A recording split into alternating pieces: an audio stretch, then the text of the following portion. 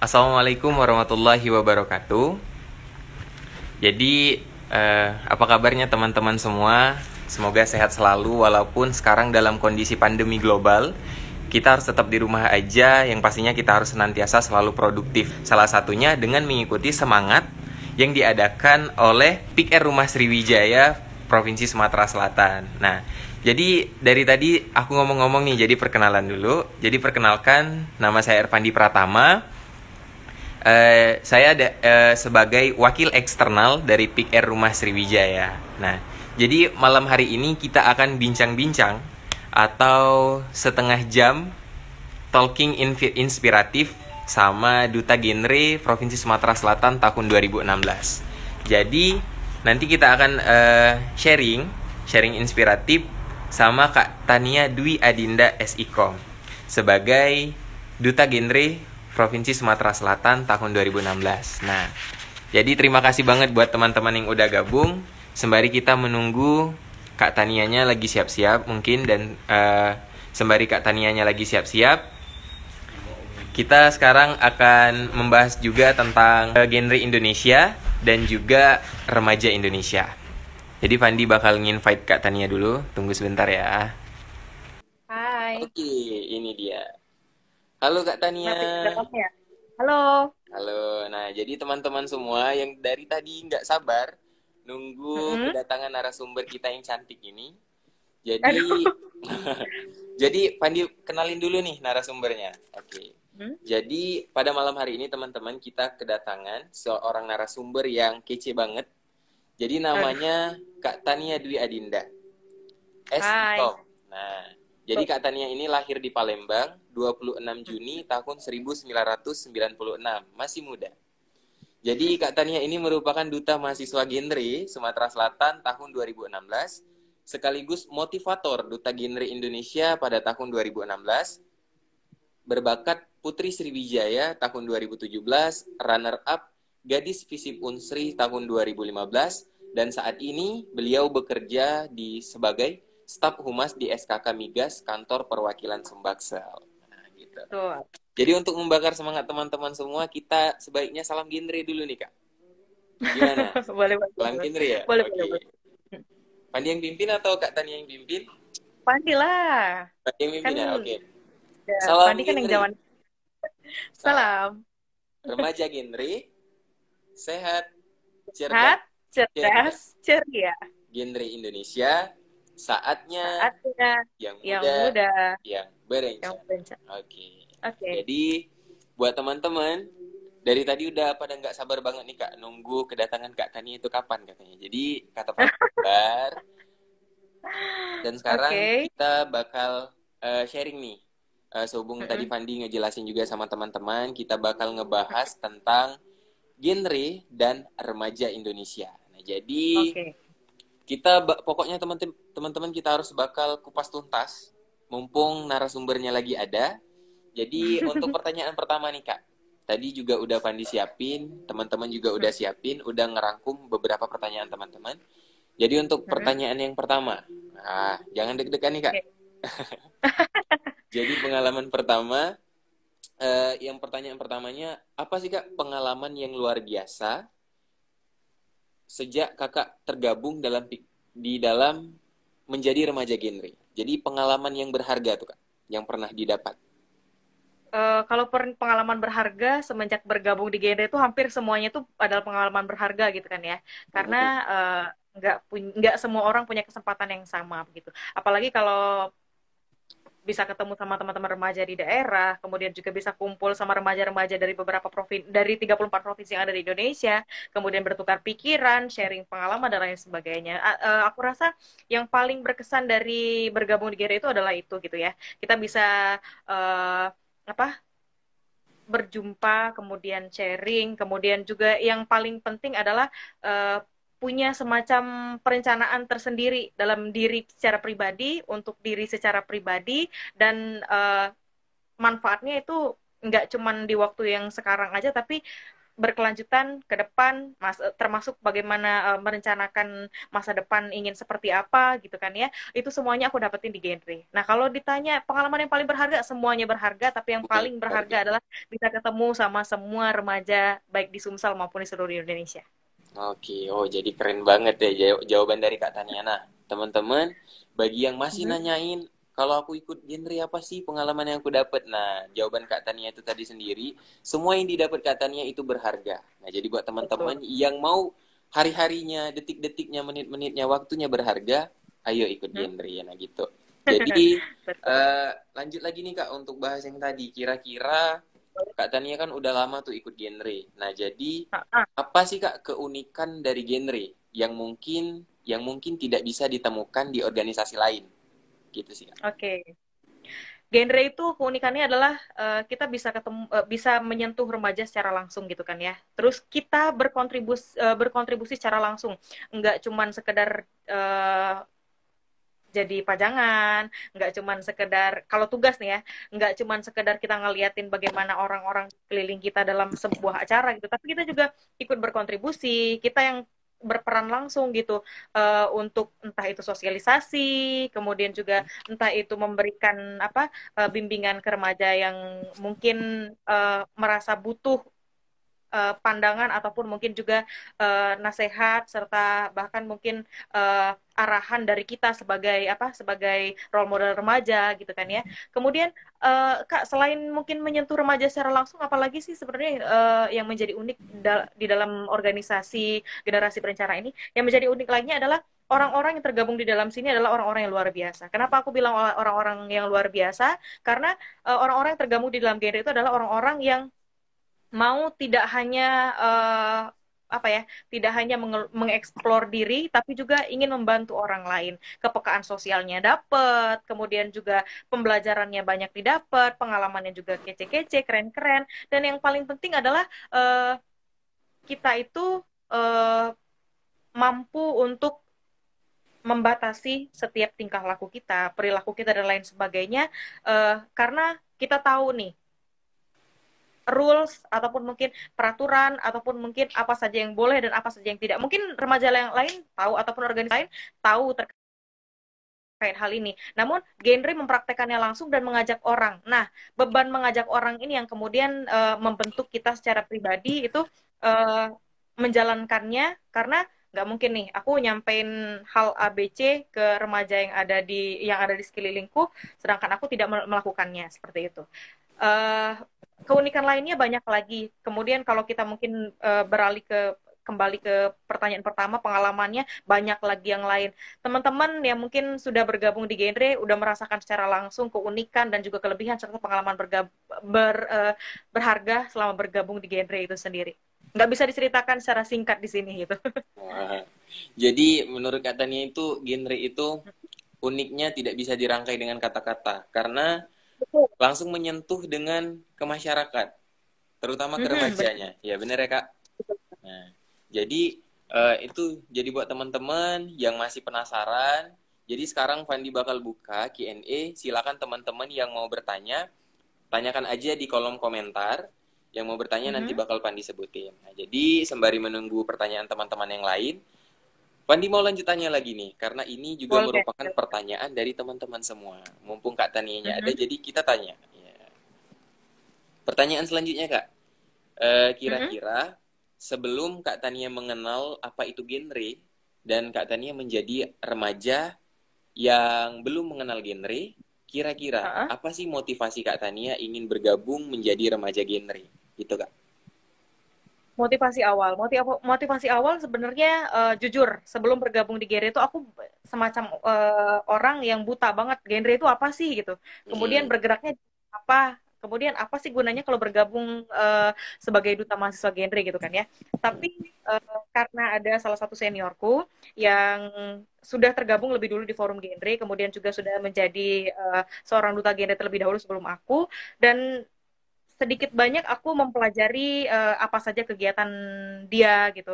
Kemudian bagaimana perkembangannya, termasuk juga karena aku adalah mahasiswi ilmu komunikasi pada saat itu, aku ngelihat seniorku ini kayaknya selama gabung di genre karena mungkin kemampuan berkomunikasinya secara langsung diaplikasikan gitu kan ya, nggak cuma belajar teori di kampus, tapi juga di genre kita mempraktekannya dengan sosialisasi ataupun mungkin juga mengikuti kegiatan-kegiatan dari BKKBN gitu kan ya. Kayaknya motivasi aku sebesar-besarnya adalah dari sana gitu. Ingin memperbaiki bagaimana kemampuan komunikasi, kemudian juga adalah mendapatkan apa-apa yang sudah aku lihat sebenarnya sebelumnya dari senior aku itu gitu. Kita kan kalau remaja, apalagi udah di umur apa ya, di umur yang bisa dikatakan nggak lagi anak-anak gitu kan ya, pasti sudah tahu nih kira-kira apa yang aku butuhkan ke depan. Kemudian terhadap sesuatu hal ataupun entah pekerjaan, entah itu uh, pembelajaran gitu kan ya, entah itu organisasi, kita akan melihat terlebih dahulu nih poin positifnya ataupun dampak positifnya akan lebih banyak tidak nih dibandingkan dengan dampak negatifnya gitu. Sebenarnya semua organisasi itu adalah membawa dampak positif terhadap diri secara pribadi gitu kan ya, tergantung bagaimana kita mengikutinya. Tapi aku melihat sisi lain dari genre gitu, gimana kita bisa tidak hanya berorganisasi tapi juga menjalankan kegiatan-kegiatan sosial. Kemudian juga yang tadi beberapa hal yang aku butuhkan sebagai seorang mahasiswa ilmu komunikasi juga bisa aku dapatkan di genre gitu. Sebagian besar hal yang memotivasi aku adalah itu. Wah gitu. Nah jadi teman-teman yang masih bertanya, Kak, aku masih buta tentang genre. Kak, aku pengen banget jadi remaja genre, pengen banget jadi remaja yang produktif. Nah, kalau teman-teman mendengar apa jawaban dari Kak Tania tadi, mungkin itu yang merupakan salah satu kunci jawabannya. Itu yang juga merupakan Betul. salah satu solusi. Nah, jadi Kak Tania itu mengajarkan kepada kita pun sebagai remaja harus menjadi remaja generasi yang berencana, yang merencanakan kehidupan berkelanjutan, gitu. Betul. Sembari menunggu pertanyaan dari teman-teman lain, silakan kepada teman-teman yang ingin bertanya, yang ingin menanyakan tentang apapun, namun dalam konteks generasi berencana dan remaja Indonesia. Nah, ada yang mau tanya nih Kak, dari Yang tanya. Alia Natania. Katanya Kak Tania mau tanya nih Kak, teman-temanku banyak yang kepo tentang genre, tapi masih banyak dari mereka yang masih ragu buat gabung genre. Kira-kira buat meyakinkan mereka itu gimana ya Kak? Nah ceritanya ini mau ngajak nih Kak. Oke, ini sebenarnya salah satu tugas yang mungkin dirasakan oleh seluruh anak-anak yang sudah bergabung di genre gitu. Banyak sekali mungkin teman-teman kita yang sudah tahu genre itu seperti apa, ataupun mungkin sudah bisa nangkep, oh genre ini adalah organisasi yang positif gitu ya. Tapi ingin bergabung tuh masih punya apa keraguan gitu. Ah, maju mundur nih mau gabung ke genre gitu. Nah, itu adalah tugas kita bersama sebetulnya. Kita tinggal Alia Natania ya. Nah, Alia kan sudah bergabung juga di Duta Genre Sumatera Selatan, termasuk juga bergabung di Forum Genre. Ini menjadi tugas penting dan juga tentunya tugas besar bagi Alia untuk bagaimana caranya mengajak sebanyak-banyaknya rekan-rekan ataupun teman-teman Alia untuk bisa juga bergabung di Genre karena Genre ini begitu luar biasa gitu kan ya. Adalah Alia secara pribadi. Oh ternyata memang benar nih kalau anak genre itu orang-orangnya positif-positif gitu. Kemudian kegiatannya baik-baik. Kemudian juga secara secara organisasinya juga juga akan membawa banyak dampak positif kepada orang yang bisa bergabung di dalam organisasi ini. Caranya gimana? Oh bisa. Sekarang kan kita ada Instagram, kemudian media sosial lagi berkembang pesat banget sekarang gitu kan ya. Manfaatkan itu gitu. Contohnya salah satunya adalah bagaimana kita memberikan citra diri kita secara pribadi kepada teman-teman kita yang ada di media sosial melalui Instagram. Update sebanyak-banyaknya kegiatan terkait genre, kemudian update sebanyak-banyak terkait kegiatan positif kita sebagai bagian dari remaja genre, kemudian sosialisasikan apa saja yang sekarang yang mungkin seharusnya dilakukan sebagai generasi-generasi muda ataupun remaja gitu kan ya. Intinya adalah berikan contoh dari diri kita pribadi terlebih dahulu. Baru orang lain akan percaya dan kemudian mungkin ketika kita ajak lebih mudah untuk mau bergabung seperti itu. Oke, thank you Kak Tania. Nah, jadi kira-kira buat Aliana Tania tadi udah kejawab belum ya pertanyaannya? Waktu sekarang udah berjalan 15 menit Kak, jadi Mhm. kita beralih lagi ke pertanyaan selanjutnya. Ini ada Boleh? Pratama. Nah, jadi dia nanya Kak, Kak izin bertanya, boleh? Mhm. PIK itu apa ya Kak? Apakah termasuk dalam forum genre? Nah, gimana Kak Tania? Oke, aduh, ini pertanyaannya menarik sekali ya. Teman-teman genre mungkin bisa jawab. Jadi FIC itu adalah Pusat informasi dan konseling. Tergabung nggak di dalam forum genre? Jelas tergabung gitu kan ya. Apalagi kalau sekarang tuh kalau nggak salah nih ya, apalagi kita kan mau ada pemilihan duta genre nih. Eh, Duta-duta terpilih itu rata-rata adalah orang-orang yang sebelumnya berkecimpung di dunia PIK. Hmm. Orang-orang yang pernah tergabung di dalam PIK gitu kan ya. Eh, PIK itu apa Kak? Pusat Informasi dan Konseling. Di situ ada konselor dan juga pendidik sebaya yang siap dan bersedia untuk menampung keluh kesah kalian, untuk memberikan arahan-arahan, untuk memberikan masukan-masukan sebagai sesama remaja gitu kan ya. Karena PIK ini dibentuk sebenarnya dengan tujuan istilahnya tuh kayak demokrasi gitu ya. Dari untuk dan oleh remaja gitu. Kalau pengen lebih tahu lebih dalam lagi terkait PIK dan bagaimana forum genre, monggo bergabung. Ini kan lagi live sama PIK R Sriwijaya gitu kan ya. Bisa ditanya lebih banyak lagi terkait PIK itu apa, kemudian manfaatnya apa. Yang jelas manfaatnya banyak sekali, nggak bisa dijelaskan hanya dalam waktu 30 menit di live Instagram saja. Benar banget. Jadi PIK itu tadi ya pusat informasi konseling. Nah, jadi kalau seandainya tadi udah juga dijawab sama Kak Tania, jadi buat si Mhm. Pratama dan teman-teman lain tadi, kalau seandainya penasaran, masih apa sih? Belum kejawab secara menyeluruh, Mhm. ayo bergabung di PIK gitu. Betul. Jadi karena kita bakal menemukan keseruan yang tidak ditemukan di organisasi lain. Karena Betul different sekali. something. Ini adalah value. PIK itu aku aja betah banget nih di PIK. Nah, jadi buat teman-teman, aku Mhm. mau menularkan virus kebetahan dan kenyamananku ini kepada kalian semua. Nah, jadi sembari menunggu Nah, pertanyaan yang lain, Kak, mhm. pertanyaannya lagi. Kira-kira, Kak, benefit kita jadi genre itu apa, Kak? Ada orang yang kalau di organisasi ini, aku dapetnya ini. Aku dapetnya teman banyak. Aku dapetnya pergaulan yang oke. Nah, kira-kira kalau di PIK ini apa, Kak? Benefitnya, keuntungan. PIK atau genre? Genre lah ya. Mm-mm. Oke. Kalau di genre, benefitnya apa? Kembali lagi mungkin bahasa ini akan keluar beberapa kali setiap kali orang-orang mempertanyakan terkait genre ke aku gitu kan ya. Banyak sekali benefit yang akan kita dapatkan. Salah satunya adalah kita bisa menjadi pribadi ataupun remaja yang lebih terencana mungkin dibandingkan dengan remaja-remaja lain yang mungkin tidak tergabung di genre gitu kan ya. Kenapa aku bilang kita bisa jadi lebih terencana? Dari namanya aja generasi berencana gitu kan ya. Jadi kita sedikit banyak terkait hal-hal yang sedang terjadi di lingkungan remaja, baik itu hal-hal yang tergolong ke dalam kenakalan remaja ataupun mungkin hal-hal positifnya kita tahu gitu dan kita bisa mempertimbangkan kita ingin ada di posisi mana seperti itu. Nah, di genre ini kita nggak cuman tahu harus ada di posisi mana, tapi kita akan tahu juga, oh ternyata tahapan kehidupan kita ke depan tuh harusnya seperti ini. Apa nih akan aku lakukan untuk ke depan aku nggak menjadi pribadi yang yang nggak bisa nggak bisa berperan positif terhadap remaja lain gitu kan ya. Intinya itu adalah kita diberikan kesempatan untuk mengembangkan diri sekarang dan positifnya adalah untuk kebaikan kita di masa yang akan datang. Seperti itu. Oke, Itu salah nah satunya jadi ya. itu tadi Banyak buat lagi teman-teman yang mm-mm, yang nanya-nanya tadi, jadi itu dia benefitnya. Dan kalau masih mau ngerasain, ayo gabung di PIK, bakal bisa kejawab sendiri.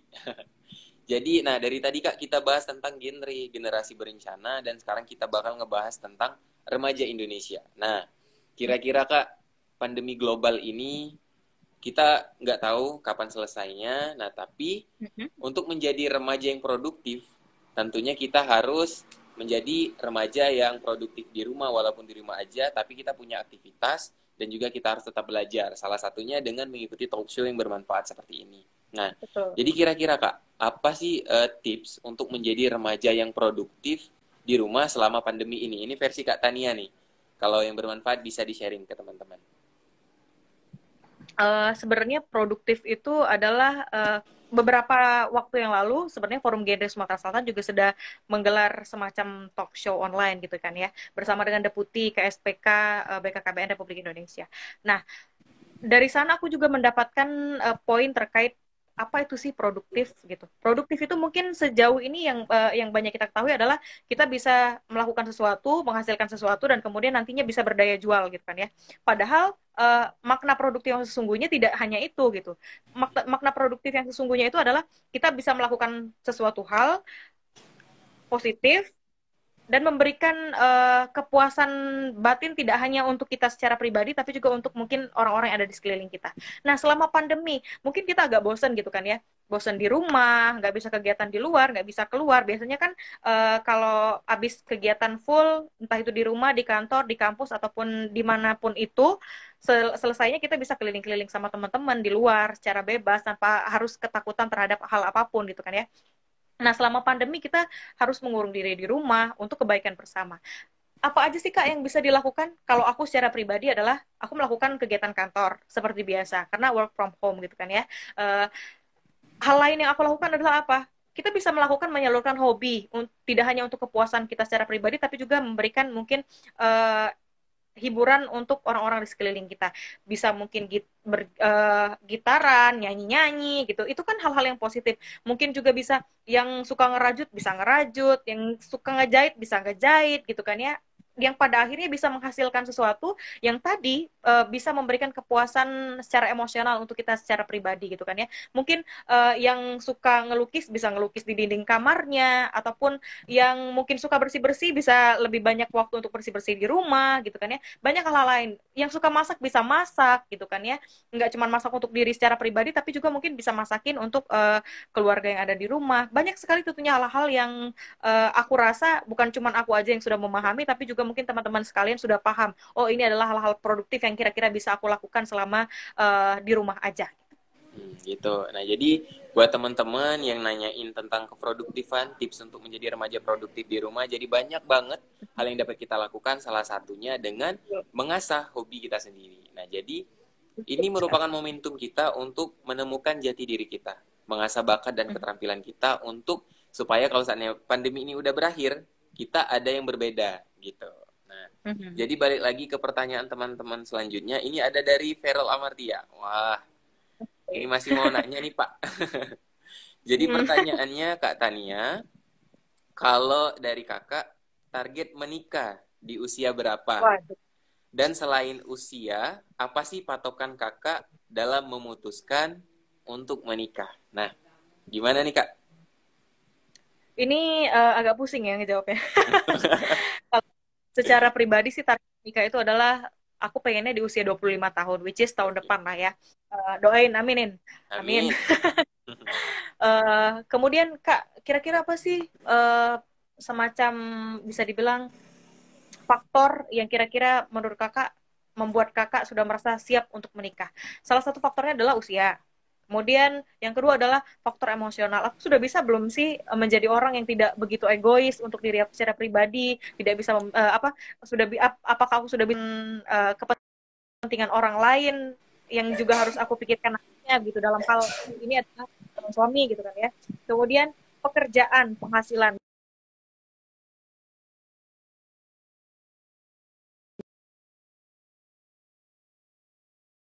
Kalau bagi aku, bekerja itu adalah hal yang penting.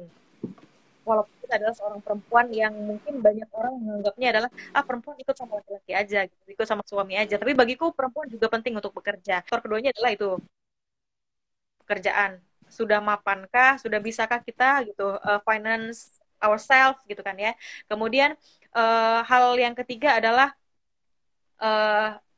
kesiapan untuk membangun rumah tangga nih. Nah, ini mungkin yang agak sedikit umum gitu kan ya. Kenapa aku bilang agak sedikit umum? Karena mungkin luas banget kesiapan membangun bahtera rumah tangga. Tapi kalau boleh aku kerucutkan adalah apakah aku sudah siap menghadapi permasalahan-permasalahan yang mungkin ke depannya akan aku hadapi ketika sudah menikah. Karena menikah itu bukan cuma sekedar hal yang kita lakukan hanya untuk menghalau perzinahan gitu kan ya. Kemudian yang kedua, menikah itu bukan cuman untuk menjadi sebuah solusi atas apa ya, atas permasalahan yang kita hadapi selama menikah, itu bahtera rumah tangga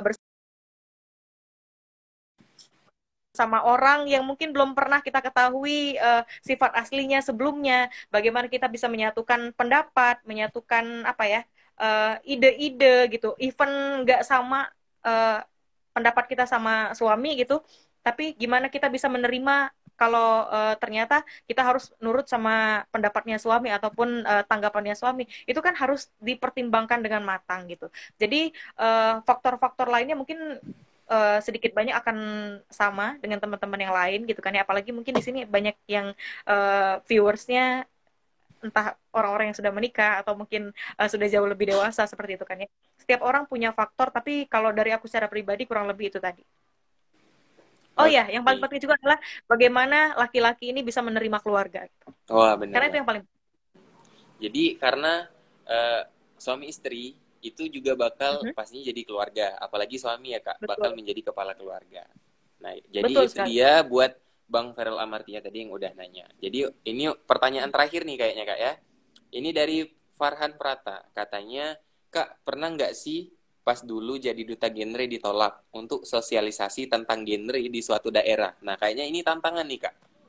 Kira-kira gimana Kak Hmm, jawabannya? Kalau ditolak sih kayaknya belum pernah ya kita. Belum Belum pernah. pernah ditolak. Dalam artian kita kan sudah terstruktur, sudah tersistem, dan sudah terencana gitu.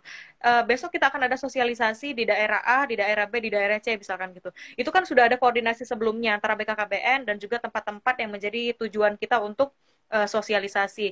Artinya kan nggak ada lagi yang seharusnya menjadi apa penghalang dalam artian oh nanti akan ada penolakan dari orang-orang yang mungkin akan kita berikan sosialisasi, itu belum pernah terjadi. Tapi kalau kita diminta untuk menjaga bahasa, menjaga pembicaraan gitu supaya nggak tajam banget, nah itu pernah. Contohnya adalah uh, ini bukan bermaksud rasis, bukan bermaksud membawa-bawa agama dan lain sebagainya, tapi di dalam Islam kan kita kan diharapkan adalah memiliki keturunan sebanyak-banyaknya begitu kan ya, untuk memperpanjang garis keturunan pemeluk agama Islam gitu kan ya. Nah, tapi kan bisa dibilang BKKBN yang 2 anak cukup bahagia sejahtera gitu kan ya, program KB gitu kan ya. Nah, ini kita kalau mau sosialisasi di pesantren Sinyal ataupun lagi di buruk kayaknya. tempat-tempat yang bisa dikan adalah orang-orang orang-orang yang agamis banget yang menjadi audiensnya, kita harus benar-benar berhati-hati menyampaikannya gitu. Nggak yang kita menggurui mereka dan dan memaksa mereka untuk mengikuti program yang kita sampaikan, tapi lebih ke bagaimana caranya kita nggak menggurui mereka, tapi mereka bisa menerima pesan yang ingin kita tujukan ke mereka begitu. Kalau penolakan belum pernah. Nah, gitu. Nah, jadi untuk ini jawaban dari Farhan Prata tadi mungkin udah kejawab ya. Nah, jadi Kak berhubung ini waktunya tinggal 5 menit lagi, jadi teman-teman juga Mm-mm. minta kepada Kak Tania untuk ajakan atau pesan lah buat remaja di luar sana, remaja yang lagi Hmm? nonton ini untuk sama-sama membangun Indonesia. Ayo untuk menjadi remaja genre. Silakan Kak. Oh, untuk teman-temanku sekalian, mungkin seperti yang aku sampaikan sebelumnya, teman-teman mungkin sudah punya planning terhadap diri secara pribadi, ke depan mau seperti apa, sudah tahu apa yang baik dan buruk untuk diri secara pribadi, dan juga mungkin uh, sudah menentukan nih ke depan ingin seperti apa dan apa yang akan dijalani saat ini. Tapi kalau aku boleh berpesan adalah uh, teman-teman harus bisa menjadi orang yang fleksibel. Dalam artian kita tidak menjadi remaja yang kaku, tidak kemudian menolak sesuatu tanpa mempertimbangkan sisi positifnya, kemudian tidak menjadi remaja yang mungkin menikmati kesenangan sesaat saja dan tidak menjadi remaja yang kira-kira rela untuk merugikan diri secara pribadi karena beranggapan di kemudian hari mungkin aku punya kesempatan untuk memperbaikinya. Waktu mungkin tidak menunggu, perubahan baik tidak menunggu, tapi kita yang harus menjemputnya, seperti itu. Jadi untuk teman-teman sekalian, yakinlah bahwa genre ini adalah forum yang begitu luar biasa cakupannya, begitu luar biasa juga impact-nya kepada kita, begitu luar biasa dampak positifnya terhadap remaja-remaja, begitu. Dan dia bukan cuma ada di Sumatera Selatan, tapi ada di seluruh Indonesia. Itu artinya kita tidak hanya berteman dengan remaja-remaja yang ada di Sumatera Selatan saja atau di daerah kita saja, tapi bisa berteman dengan seluruh remaja yang ada di provinsi lain yang ada di seluruh Indonesia. Ajakanku untuk teman-teman sekalian, nggak usah mikir panjang, nggak usah mikir dua kali, bergabunglah di PIK, bergabunglah di forum genre, karena kalian akan merasakan dan juga akan menerima nantinya apa saja dampak positif yang sudah kami sampaikan berkali-kali setiap kali sosialisasi, bahkan mungkin melakukan talk show seperti ini. Itu saja mungkin. Oke, thank you nih buat Kak Tania yang udah menjadi narasumber kita pada malam hari ini, yang membahas Terima tentang kasih juga. generasi berencana dan juga remaja Indonesia. Nah, jadi itu tadi materi yang udah disampaikan sama Kak Tania Dwi Adinda Esikom. Semoga bermanfaat bagi teman-teman semua karena keterbatasan waktu. Inilah yang dapat kita bahas secara bersama-sama. Tapi kalau saat ini ada yang ingin bertanya lebih lanjut, silakan aja bertanya di Instagramnya @pikirrumahsriwijaya atau mau japri Kak Tanianya secara langsung boleh. Boleh ya Kak Boleh ya? banget, boleh. Boleh. Boleh banget. Jadi itu saja mungkin live kita pada malam hari ini, sharing inspiratif kita pada malam hari ini. Terima kasih banyak buat Kak Tania. Namun sebelum kita tutup, kita salam genre dulu secara sama-sama. Setuju, Kak? Boleh, boleh. Oke. Setuju. Salam genre. Salam. Remaja genre, sehat, cerdas, ceria. Genre Indonesia, saatnya yang muda, yang berencana. Oke. Pandi selaku moderator pada malam hari ini, mohon maaf apabila ada kesalahan. Kepada Allah saya mohon ampun. Pandi dan Kak Tania akhiri. Wabillahi taufiq wal hidayah. Wassalamualaikum warahmatullahi wabarakatuh. Terima kasih. Sampai ketemu lagi. Oke, Kak.